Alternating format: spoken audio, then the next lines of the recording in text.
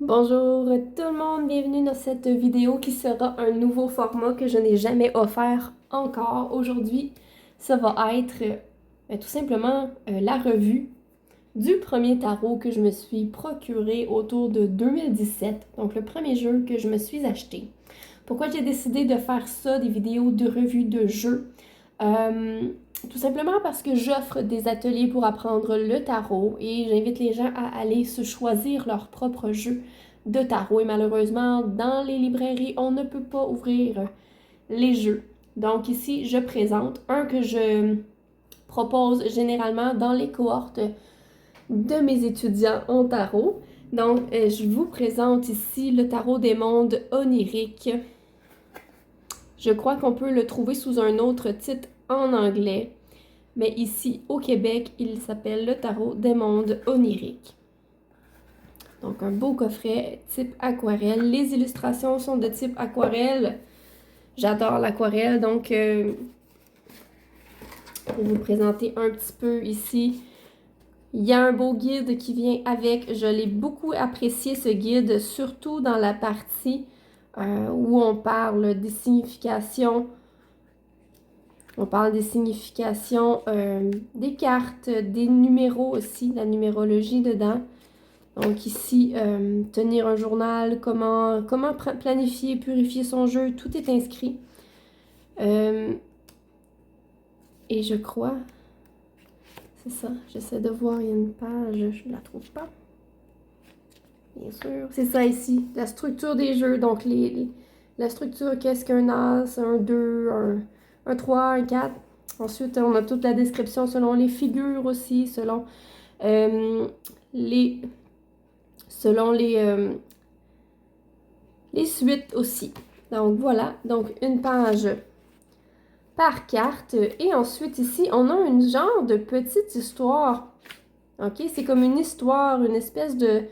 On plonge dans le monde avec l'écrivain de chaque carte. Donc c'est une histoire qui peut nous rappeler une mise en situation selon les significations des cartes qui sont basées sur le Rider-Waite.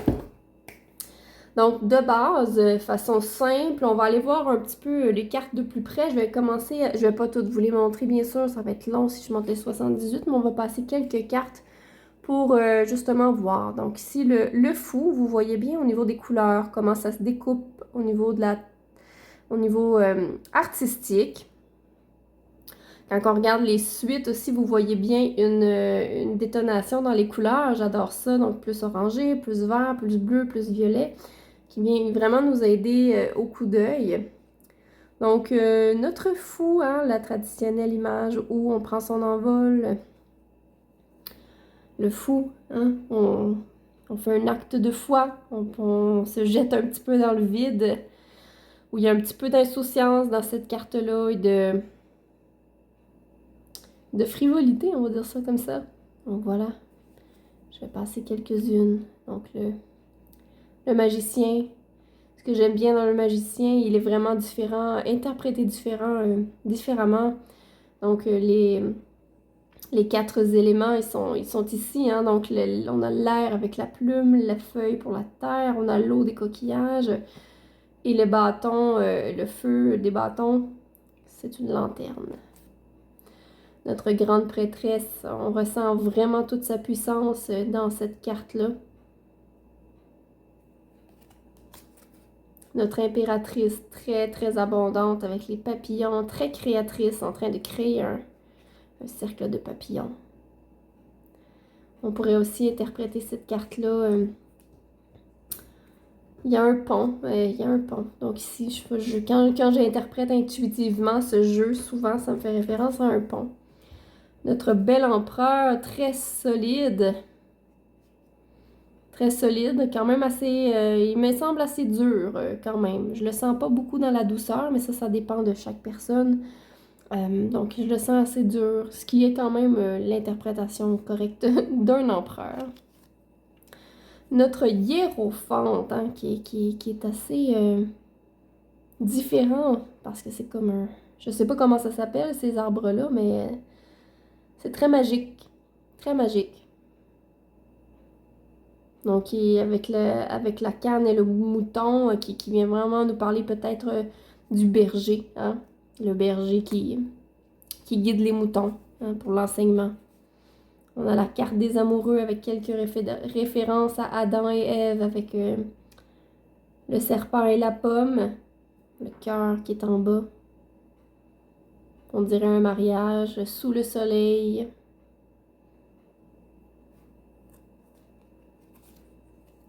Notre chariot avec le symbole du cancer, puisque cette carte est associée au cancer.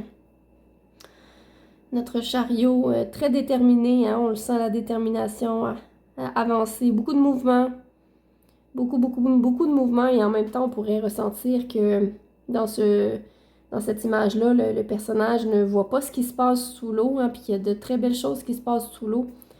Donc il est vraiment focus sur devant et non autour. La force, hein, notre lion, la belle femme, la douceur et l'animal joints dans la même carte. Donc, voilà pour la force. Notre ermite. Très, très beau, celui-là. J'adore les couleurs. J'adore la statue sur laquelle... le pilier sur lequel il est installé. Je le trouve solide, en équilibre. Pas peur, plein d'expérience.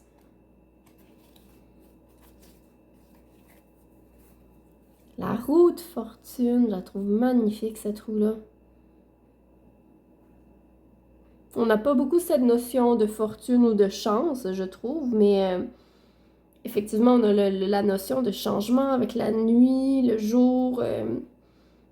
Il y a un peu de brouillard ici. Il y a quand même une fée qui a un squelette dans sa main pour évoquer la mort, les changements, la roue qui tourne. Notre justice avec la balance. Très, très belle. Vous remarquerez dans ce jeu-là, il y a tellement de petits détails, des incrustations de dessins partout, ce qui fait que quand on lit, quand on interprète intuitivement, il y a tellement de messages, beaucoup de personnages qui sont incrustés partout.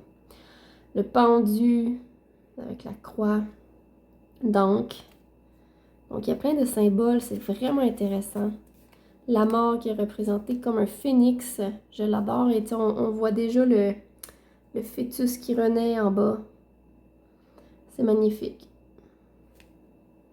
Magnifique les couleurs. Voilà. La tempérance, donc avec beaucoup de dualité. Le diable. La tentation, manipulation, l'ego. Mais il y a quand même cette notion avec la clé, hein, le cadenas et la clé. Donc, on se tient prisonnier soi-même finalement. Notre belle tour. La tour, j'aime beaucoup cette carte. La tour. Dans ce jeu, il n'y a pas de personnage qui tombe de la tour, mais on sent quand même l'effet du coup de foudre qui vient bousculer les choses. Ah, notre étoile est vraiment jolie. Beaucoup de paix, beaucoup d'espoir dans cette carte-là. La lune est vraiment différente d'un Rider-Waite traditionnel. On n'a pas tous les éléments comme le chien, le loup, la colline, le crustacé, tout ça. Mais il y a quand même cette notion de masque, de subconscient, de toxicité aussi avec les champignons, je trouve. Ça m'évoque souvent la toxicité, parfois nos patterns. Notre beau soleil. Soleil. Magnifique. Le jugement. Hein, très, très classique quand même, le jugement. On sent l'appel, on sent la révélation. Et le monde. Donc, une ouverture sur le monde. Un cycle qui se termine. Et là, bien entendu, je ne vais pas passer à travers toutes les cartes. On va en voir quelques-unes de chacun. Donc, nos as qui sont présentés. Ici, comme je vous expliquais, les couleurs vont se poursuivre dans la suite de chaque couleur. Donc, on va aller voir ce beau 6 de pentacle. Je l'aime beaucoup, ce 6 de pentacle-là, qui vraiment vient nous évoquer l'investissement pour, pour grandir, pour justement recevoir quelque chose. Je l'aime beaucoup. 9 de denier, 9 de pentacle, qui peut nous parler d'accomplissement quand même, d'admirer son chef-d'œuvre, hein? Admirer son chef-d'œuvre. Donc nos pentacles sont très très ancrés dans la forêt, le bois, les animaux aussi, dans les dragons. Donc c'est les dragons qui sont dans ce jeu beaucoup. Donc au début c'est des lézards, mais ils grandissent et deviennent des dragons à mesure que la suite évolue. C'est magnifique. Au niveau des épées, donc on a les oiseaux qui viennent représenter cette suite-là. Beaucoup d'oies dans les premiers, et plus ça avance, plus ça devient des corbeaux. La noirceur un peu plus, donc on le sait avec la suite des épées, plus ça évolue, plus ça devient un peu lourd au niveau psychologique. Notre beau 2 d'épée, le choix, on a la choix, la fleur, le cœur, le 3 d'épée, le 4 d'épée, le repos, le 5 d'épée. Le 5 d'épée, on est prêt à combattre un peu. Notre beau 6 d'épée ici qui évoque changement de direction. Donc on est prêt à quitter des choses plus négatives. Donc les corbeaux vont représenter un peu plus des pensées lourdes ou des schémas. Et notre roi qui est l'espoir de jours meilleurs.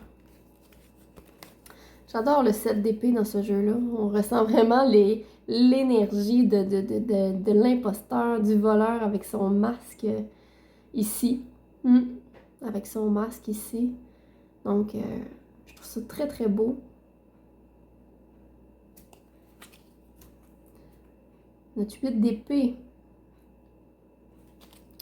9 d'épée, tous les tourments, les angoisses qui peuvent l'accabler, le personnage, ça flotte au-dessus de sa tête, donc on sent très très bien l'anxiété dans cette carte. J'adore. Notre 10 d'épée, c'est comme « Ah, je n'en peux plus, je vais m'effondrer ». On le ressent très très bien avec tous les oiseaux qui viennent la persécuter, la percer. Tragique.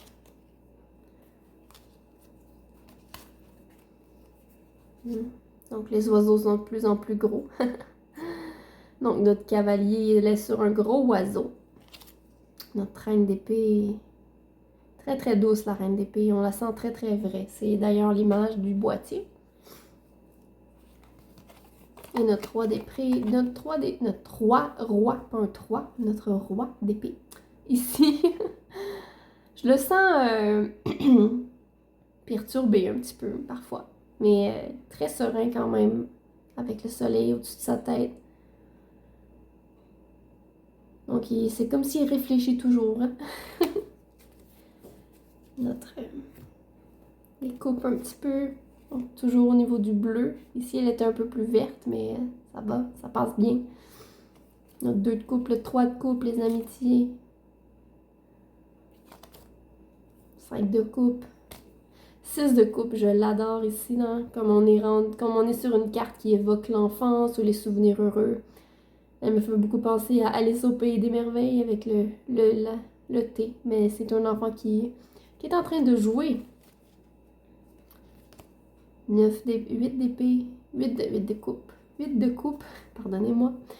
8 de coupe qui est différente, au lieu de sortir de l'eau comme d'autres jeux, ben celle-là, elle va encore plus dans les profondeurs puisque c'est de là qu'elle vient, on dirait. C'est comme une créature du fond des mers. 9 de coupe, magnifique. 10 de coupe. Le valet de coupe, j'aime beaucoup cette carte. On dirait qu'elle punch plus au niveau des couleurs. Justement, comme c'est la carte de l'artiste, ça me parle beaucoup. Notre cavalier, notre belle reine, tout en gracieuseté. Et le roi. Les bâtons. Ah, très feu, très très feu. Beaucoup de renards et de félins dans la suite des bâtons. Donc on a eu des oiseaux, des lézards, des poissons, et là c'est plus des renards, lions et des chats. Sauf lui, j'avoue que le 4 de bâton ici, c'est pas du tout comme les autres. C'est comme des licornes, des gazelles qui sautent pour célébrer. Hein? Ici on a nos renards pour le 5. Donc le 6, le succès, la réussite. Le 7. On sent vraiment l'énergie hein, de défendre ses valeurs, défendre ses biens. Le renard qui protège ses petits contre le blaireau.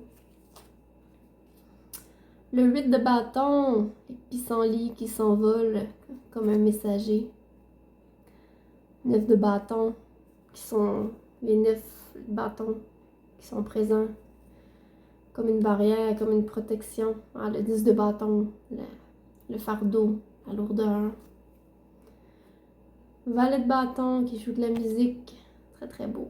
Cavalier, la reine, qui joue de la musique aussi, est encore plus en aisance.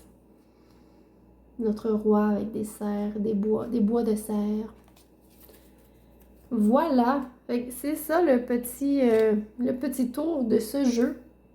Si jamais c'est un jeu qui vous appelle, je crois qu'il est encore en vente, même si moi je l'ai acheté il y a plusieurs années. Je crois qu'on peut encore l'acheter.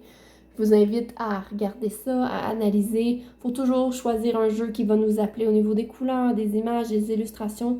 Mais comme je vous explique, ce jeu est tellement rempli de plein de petits détails partout. Le petit cœur, les poissons, la coupe.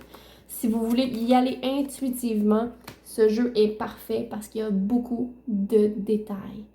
Voilà, fait que je vous invite à vous abonner à la chaîne, à regarder toutes les autres vidéos que je peux vous offrir. Et je vous invite à regarder aussi dans la description parce que j'ai des liens. Je vais mettre un lien qui va vous faire référence à tous les autres endroits où vous pouvez me trouver, à la prise de rendez-vous pour des consultations ou des appels gratuits. Fait que je vous souhaite une excellente journée.